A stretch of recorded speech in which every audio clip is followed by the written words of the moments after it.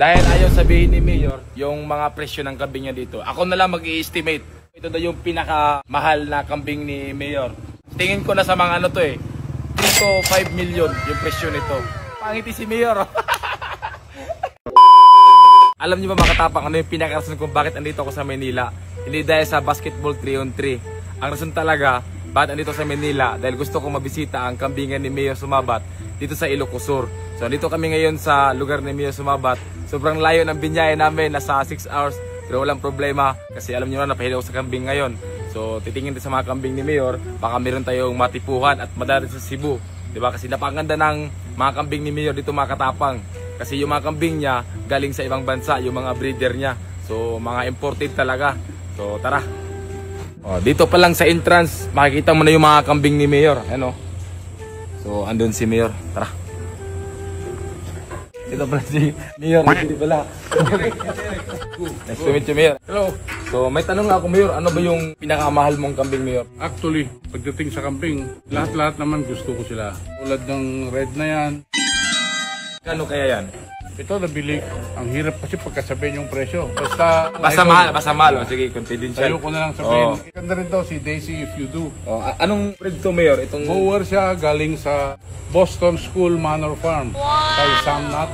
tungay pa lang, hindi ka makita ng ganyang itsura dito sa Pilipinas. Yung anak niyan, alam niya na kung magkano yung presyo. Saan yung sikat na kambing mo dito, Mayor, yung pang-sampa mo na Si T-Rex.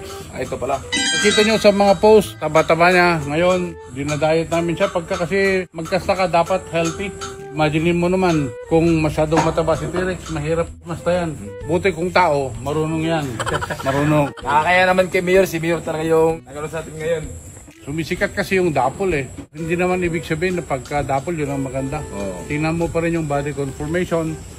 Tingnan mo yung structure. Yan. Pero yung dati talagang sumikat daw, Mayor, yung kulay, yung traditional ano daw. Katulad nun, yan si T-Rex. Combination ni T-Rex saka si Daisy. Inulong ni Mayor sa akin, ang sakit marinig yung presyo. Laki ng pata dito ba?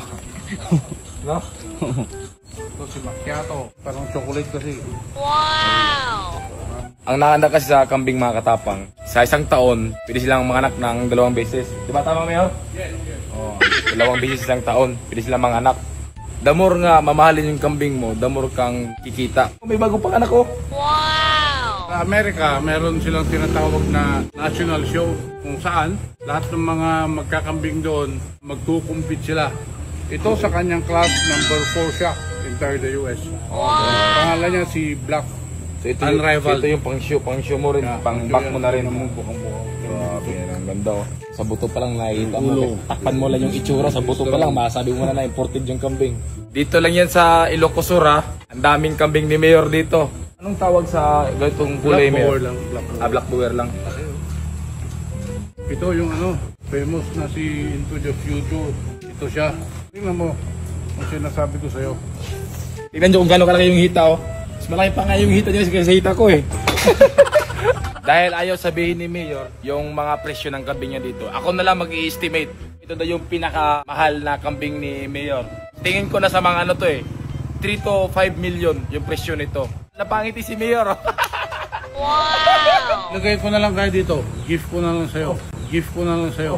Regalo ko. Ang ganda mo! Wow! Partida, payat pa daw to, sabi ni Mayor. Payat pa daw to. Kapayatin pa natin. Pero sobrang laki na niyan, Sa'yo yan.